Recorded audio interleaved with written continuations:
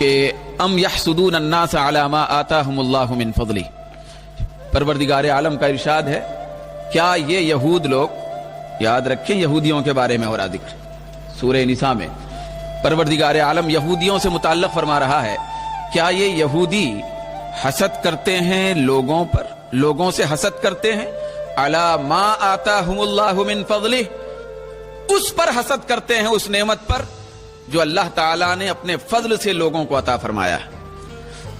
اللہ نے اپنے فضل سے لوگوں کو جو کچھ دیا تو اس پر یہ یہودی حسد کرتے ہیں۔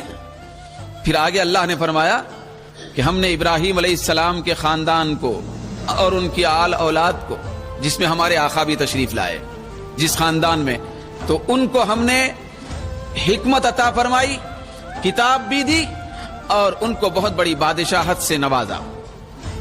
تو سورہ نساء کے یہ کریمات بتا رہے ہیں کہ حسد یہ جو بیماری ہے یہ دراصل یہودیوں کی بیماری ہے۔ حسد یہودیوں کی بیماری ہے، حسد یہودیوں کے دل میں رہتا تھا۔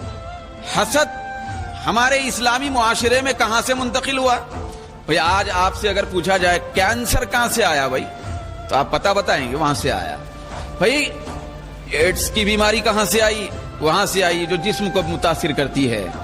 فلاں بیماری کہاں سے آئی؟ وہاں سے منتقل ہو کے آئی۔ یاد رکھنا، قرآن کی روشنی میں یہ بات عرض کر رہا ہوں، حسد کی بیماری یہودیوں سے منتقل ہو کر اسلامی معاشرے میں آئی۔ یہ یہودیوں کی بیماری تھی۔ جو حاسد ہوتا ہے، جو حسد خور ہوتا ہے، وہ یہودیوں کی روش والا ہوتا ہے، وہ یہودیوں کی بیماری کو اختیار کیا ہوتا ہے۔ یہ یہودیوں کا طریقہ کار تھا کہ اللہ نے جن بندوں کو نعمت سے سرفراز فرمایا، اپنے فضل و کرم سے جن کو نعمت عطا کی، یہودی لوگ چڑھ کر اس نعمت، اس ملنے والی نعمت پر حسد کا شکار ہوتے تھے۔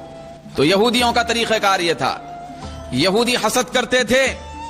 یہودیوں کا حسد یہ عام لوگوں سے نہیں تھا، یہودیوں کا حسد اللہ کے رسول کے ساتھ تھا، سرکار دو عالم کے ساتھ تھا۔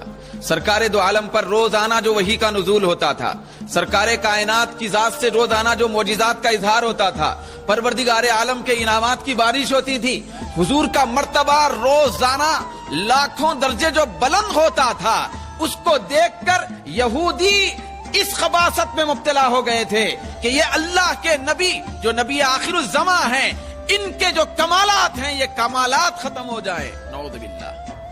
تو یہ حسد کی بیماری ان کے اندر پیدا ہو گئی تھی۔ تو یہ حسد کی بیماری منتقل ہو کے ہمارے